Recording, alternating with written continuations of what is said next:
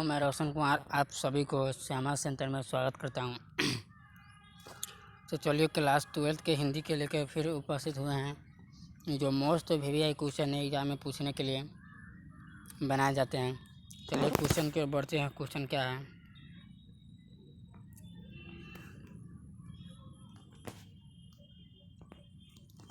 पहला क्वेश्चन है, कौन कौन है वह जन गण मन अधिनायक व महाबली? यहाँ कवि होना चाहिए। कवि इसकी पहचान क्या करना चाहते हैं? किससे कवि जो है पहचान कराना चाहते हैं? किन से?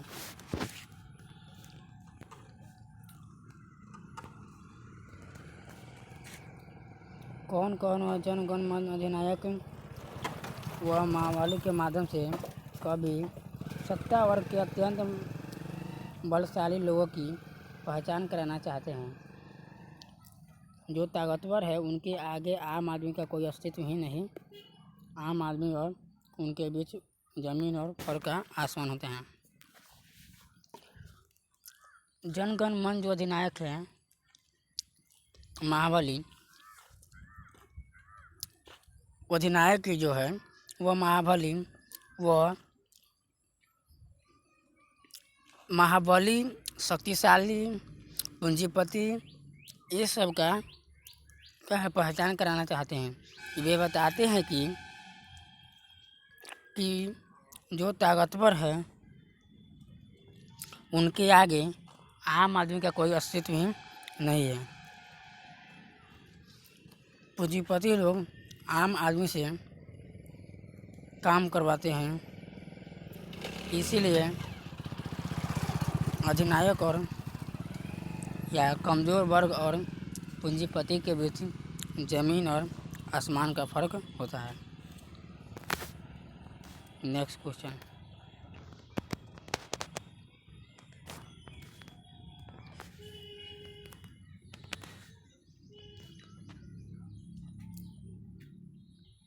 डरा हुआ मन बेमन इसका बाजा, यहाँ बाजा होना चाहिए। बाजा किसका बाजा रोज बजाता है? यहाँ बेमन का अर्थ होता है। यहाँ बेमन का अर्थ बताना है। बेमन का क्या अर्थ है? बेमन, यहाँ भी गलत लिखा गया है। ये सब टाइपिंग की वजह से हो जाता है, आप देख लीजिएगा। बेमन है,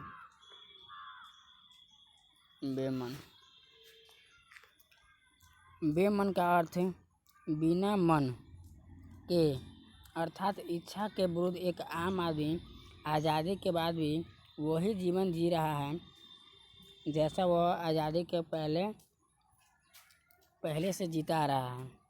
यहाँ तक कि पूरी ज़रूरतें भी उसे पूरा नहीं हो पाता है।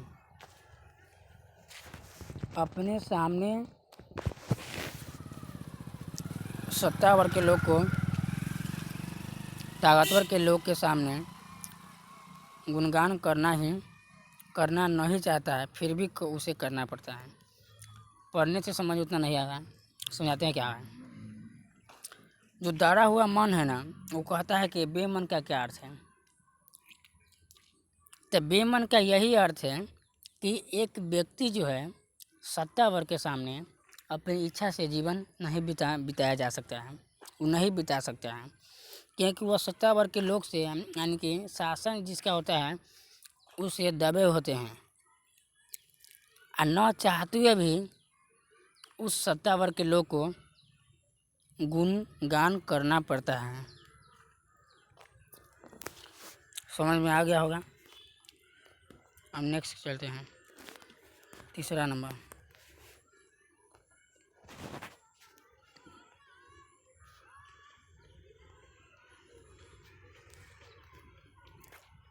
नंबर, है कि मानक और सिपाही एक दूसरे को क्यों मारना चाहते हैं? क्या मानक वर्मा की लड़ाई से भारत की ओर से अंग्रेज के साथ लड़ने गया था और दूसरी ओर दूसरी ओर के पक्ष में जापान थे। पहले इंग्लैंड और दूसरी ओर से जापान थे। एक दुश्मन बन गया था, यानी एक सेना एक दूसरे के दुश्मन बन गए थे, क्योंकि वह अपने देश को जिताना चाहते थे।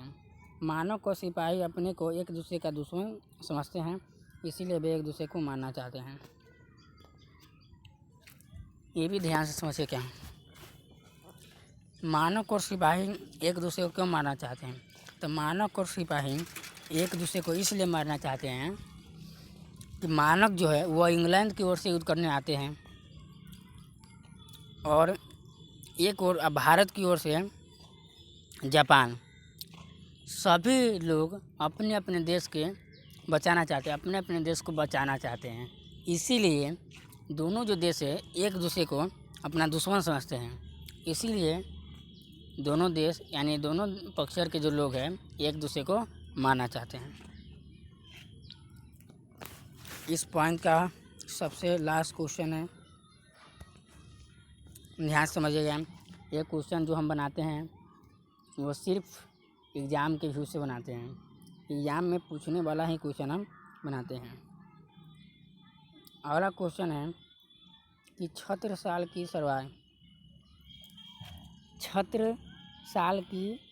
तलवार कैसी है। तो छत्रसाल की तलवार रौद्र रूप धारण कर रखा है। उनकी तलवार इतना धारदार है कि हाथी के ऊपर पड़ी तो जालियों को भी काट सकता है, जिससे वह अंधेरा को चीरकर सूर्य की तरह प्रतीत होती है। उनकी तलवार शत्रुओं के गले में सांप के समान लपटे हुए हैं। इसमें सांप नहीं लिखा है, सांप के समान लपटे हुए हैं। शत्रुओं के वीर शिवाजी को अर्पित रहेंगे। यहाँ वीर नहीं होगा, यहाँ सिर होगा, गलती से लिखा गया है, सिर होगा। इसको भी ध्यान से समझते, सिर्फ समझिए जो यहाँ लिखा गया है उसको आप नोट्स बना लीजिएगा, सिर्फ समझिए। छत्रसाल की तलवार क्या है। यह शिवाजी को अर्पित किया गया है, यानी शिवाजी के संबंध में बताया गया है कि जो शिवाजी की जो तलवार है ना वो इतना धारेदार है कि जिसके गर्दन पर पड़ जाए वो एक बार में ही काट, यानी एक बार में 2-3 वो को काट देते थे। वैसी उनकी तलवार थी। और शिवाजी जो है वो रुद्र रूप धारण किए हुए, यानी शंकर भगवान के तीसरा नेत्र के समान, यानी तीसरे रुद्र के अवतार क्या है वो धारण किए हुए हैं। अगर हाथी के ऊपर अगर पड़ जाए तो वो भी कट जाते हैं इनके प्रभाव से। और जो गर्दन कटे हुए गर्दन वह शिवाजी को अर्पित किया गया है। यह वीडियो समाप्त होता है, फिर नेक्स्ट वीडियो में मिलते हैं। अच्छे से पढ़िए और समझिए। चैनल को नहीं सब्सक्राइब किया है तो ज़रूर सब्सक्राइब कर दें, जिससे आने वाला वीडियो आपको मिल सके।